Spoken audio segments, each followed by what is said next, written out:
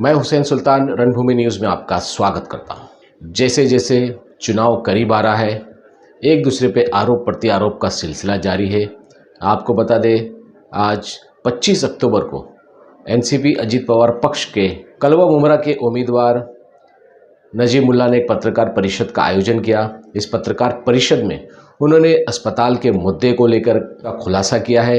आपको बता दें, जिस दिन चुनाव डिक्लेयर किया गया था, बिल्कुल उसी दिन एक दिन पहले मुमरा कलवा के विधायक डॉक्टर जितेंद्र अवार्ड ने आनन फानन में कौसा के हकीम अजमल खान अस्पताल का उद्घाटन किया था, जिसके बाद विपक्ष की पार्टियों ने इसको लेकर नाराज़गी जताई। इस ताल्लुक से नजीब मुल्ला ने बताया कि जिस तरीके से जो उद्घाटन किया गया है वो अस्पताल अभी तक शुरू नहीं किया गया है। ये थाने कॉरपोरेशन की तरफ से अस्पताल शुरू किया जा रहा है और इस अस्पताल शुरू करने को लेकर उन्होंने बताया कि 5 नवंबर को ओपीडी शुरू होगी और उसके बाद तमाम तरीके से यानी फुल फ्लैश में पूरा अस्पताल 26 नवंबर को शुरू किया जाएगा। इस तरीके की जानकारी उन्होंने पत्रकार परिषद में दी। एक बात आपको और बता दें कि 24 अक्टूबर यानी कल डॉक्टर जितेंद्र अवार्ड ने अपने सैकड़ों समर्थकों के साथ में पर्चा दाखिल किया था। बिल्कुल उसके 2 घंटे पहले ही नजीब मुल्ला ने फॉर्म दाखिल किया। इस तरह की खबर जब फैलने लगी तो लोगों में एक चर्चा का विषय बन गया कि आखिर चुपचाप तरीके से नजीब मुल्ला ने ये फॉर्म क्यों भरा। इसको लेकर भी उन्होंने खुलासा किया है। क्या कुछ उन्होंने इस पूरे पत्रकार परिषद में कहा, आइए देखते हैं हमारी इस खबर में। आज आपको बुलाने की वजह ये थी कि 14 तारीख की सुबह डॉक्टर अजमल खान हॉस्पिटल का एक इफ्तिदा का झूठा इफ्तिदा का एक प्रोग्राम लिया गया। उसके बाद एक आवाम को गुमराह करके कुछ आवाम उधर पेशेंट्स को लेकर गए और आपने देखा था वो वाकया क्या हुआ था। हॉस्पिटल रेडी नहीं था, स्टाफ मौजूद नहीं थे।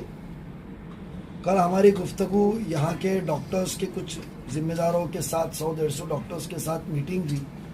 उसके अंदर इस हलके के कौसा मुमरा के हलके के अंदर क्या उनकी दिक्कतें हैं, क्या उनकी परेशानी है, उस चीज़ के ऊपर गुफ्तगू हुई। उस दौरान पे हमारी पिछले 3 दिन से रिव्यू मीटिंग चली रही थी, बातचीत चली रही थी, क्योंकि हॉस्पिटल कभी कोई इलेक्शन के लिए रुकना नहीं चाहिए, क्योंकि वो खिदमत है, हेल्थ सर्विस है, इमरजेंसी किसी को भी मदद हो सकती है, मगर बगैर तैयारी हुए उद्घाटन भी नहीं होना चाहिए। मगर आज खुशी है, मैं आपको आज ये इत्तला करने के लिए बुलाया हूँ कि आपके ज़रिए मुमरा कौसा की आवाम के पास हम पहुँच सके।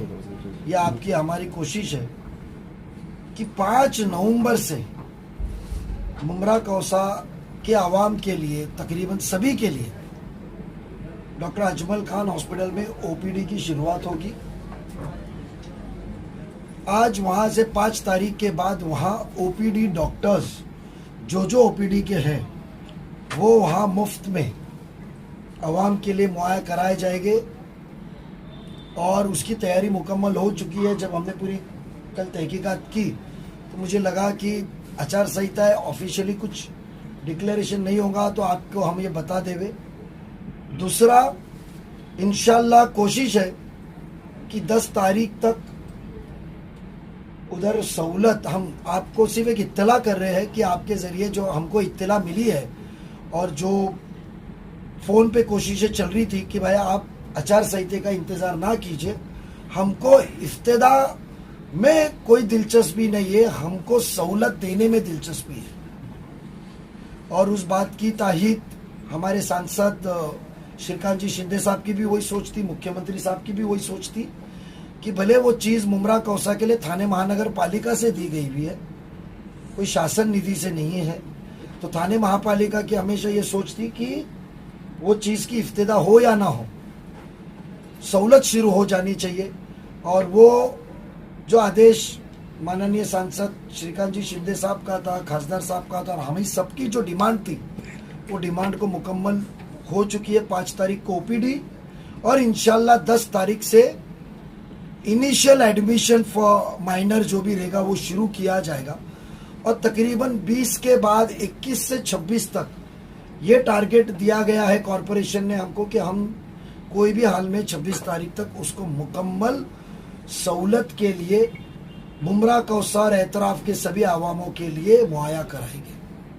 तो आज बहुत खुशी का दिन है, मुबारक दिन है कि आपके सामने हमको ये बयान करने के लिए कि जो सहूलत का कई सालों से इंतज़ार था वो सहूलत इंशाल्लाह जल्द से जल्द मिलेंगी, जिससे जो हमारा अवाम है, जो गरीब तबका है, जो बड़े अखराजात हेल्थ सर्विसेज के ऊपर होते हैं, तो उनको फ्री सर्विस मिलने से नज़दीक में उनको ये सहूलत मिलेगी। कल वो शिवाजी हॉस्पिटल, छत्रपति शिवाजी महाराज हॉस्पिटल जाना पड़ता था, सिविल हॉस्पिटल जाना पड़ता, और दूर होने की वजह से प्राइवेट हॉस्पिटलों में जाना पड़ता था। और प्राइवेट हॉस्पिटलों में क्या हाल है आपको पता है। तो उसके लिए जो हमारी सोच के लिए हमने सब नगर सेवकों ने मिलके कई करोड़ों रुपए, 100 के ऊपर 200 के ऊपर करोड़ रुपए हमने जो आवाम के लिए मुहैया कराया था सभागृह में बैठ के। तो आज खुशी है हम सभी नगर सेवक जो साबिक कॉरपोरेटर्स को और आवाम को कहना है कि हॉस्पिटल जल्द से जल्द शुरू हो रहे हैं। 5 को ओपीडी, 10 के बाद 10 तारीख के बाद उनका ये किया जाएगा एडमिशन का, और 26 तारीख तक हमने उनको टारगेट दिया कि 26 तक आप मुकम्मल कर दो, क्योंकि हमको ये एक मैसेज आवाम को देना है कि जहां आपको सहूलत देने का वक्त आएगा तो हम इफ्तिदा और मैं किया, मैं इसमें हूँ, वो क्रेडिट लेने के लिए आपकी सहूलत रुकेंगी नहीं। एक बदलाव आपके हलके में आ रहा है, उसकी रुख बदल चुका है, हवा बदल चुकी है, उसका शुरुआत यहाँ से आपको हम साबित कर रहे हैं कि साफ नीयत खिदमत खल के लिए सियासती मुकाम से लेकर आपको खिदमत करने के लिए हम आपके बीच में आ रहे हैं कि अब इफ्तिदा बोर्ड पे नाम के लिए काम की रुकावट नहीं होगी, और अधूरे काम के अंदर बोर्ड लगा के इफ्तिदा करके क्रेडिट लेने का भी काम नहीं होगा। यह हमको आपको बताना है। मैं आपको बता दूं वो 3 दिन पुरानी बात नहीं है, 8 दिन पुरानी बात है। वो जो वाकया पेशेंट का हुआ था उसके बाद रात में वो गए थे जब बोर्ड क्लोज लगा हुआ था, रात को 1 बजे गए थे। वही बात कि देखो ऐसा है कि वो भी एक आमदार है, उनको भी खबर लगती है कि रिव्यू क्या हो रहा है, कौन कोशिश कर रहा है। तो जब वो हॉस्पिटल 4 दिन बाद इफ्तिदा होने वाला था तो आपने 14 तारीख को रिबन काट के आवाम को गुमराह क्यों किया। जब वो शुरुआत ही नहीं हुआ था, स्टाफ आए नहीं थे, उसकी निजामात सेटअप नहीं हुई थी। कभी कभी हमारे भी काम थे, हमने 50 करोड़ का जो नया 40 करोड़ का निधि लाया, 5 करोड़ अल्पसंख्यक का लाया, तो वो निधि का हम इफ्तिदा नहीं कर पाए, उसका टेंडर नोटिस निकाल के टेंडर की वर्क ऑर्डर नहीं कर पाए। तो इसका मतलब हमने आवाम को गुमराह करने के लिए इफ्तिदा तो नहीं की कि भाई ये कब्रिस्तान मट्टी का दुआ करो, चलो कब्रिस्तान की मट्टी डालने का काम हमने लाया, चलो प्लेग्राउंड बनाने का काम हमने लाया, तो हमने नहीं किया। नाले का काम का इफ्तिदा नहीं किया, 25 करोड़ रुपए नाले के लिए हमने लाया, जो उठ सुट बारिश गिरती, हमने इफ्तिदा नहीं किया। तो उन्होंने क्यों किया, जब ये तो कबूल करते ना आमदार साहब कि 14 तारीख को जब इफ्तिदा किया हॉस्पिटल मुकम्मल नहीं था, इसीलिए उन्होंने वक्त दिया।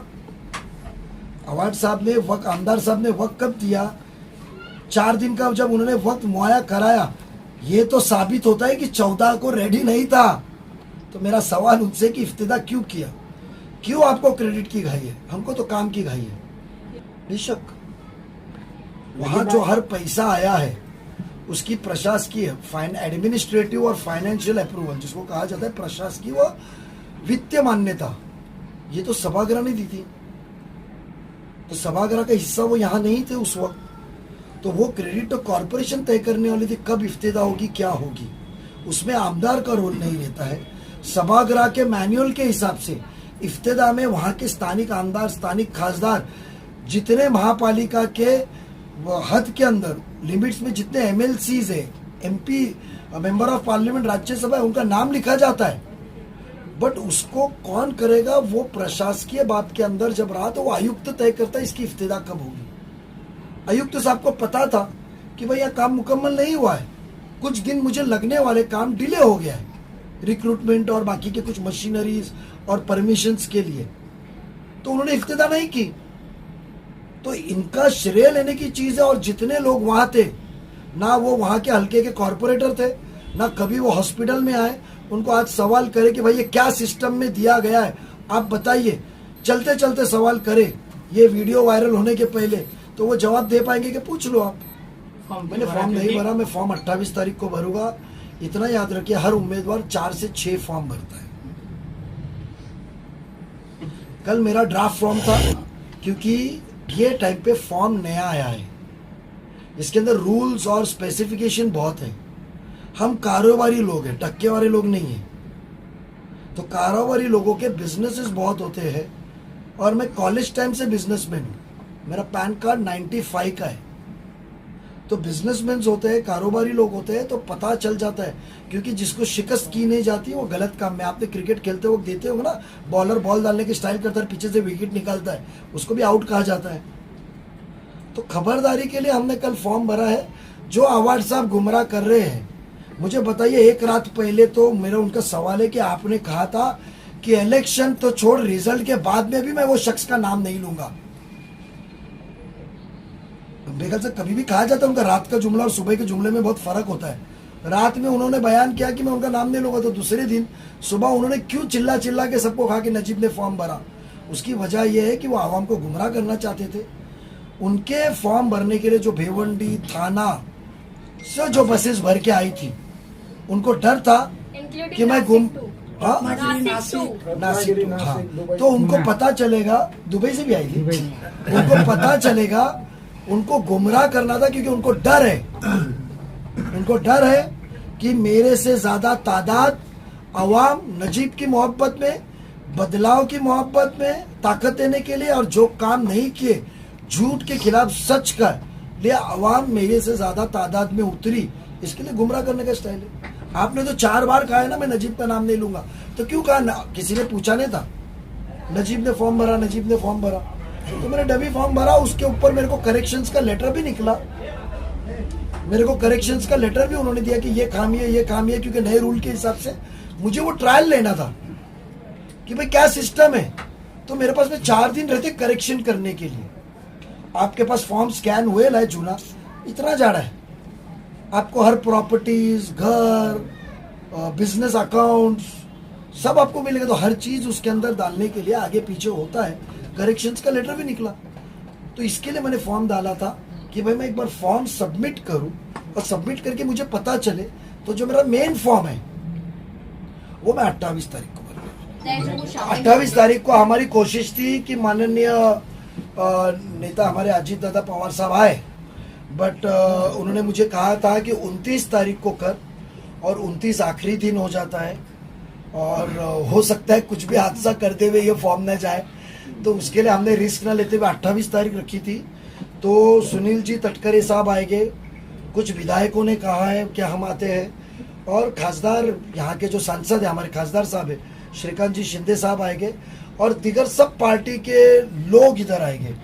और खुशी की बात है कि अल्लाह ताला ने ऐसे असबाब फरमा रहे हैं कि मुझे कलवा से भी ऐसे ऐसे सोसाइटीज के चेयरमैन से कि नजीब आपकी हिम्मत अफजाई के लिए हम वो गर्दी में शरीक होंगे इंशाल्लाह। मंडे के दिन देखते, बट मैं ये वादा करता हूँ, ना राबोड़ी से बस भर के आएगी, ना कल्याण से बस भर के आएंगी। बस रहेगी, गाड़ी रहेगी, तो सिर्फ कलवा मुमरा के आवाम की रहेंगी, शिल से भी नहीं लाएंगे हम। Thank you.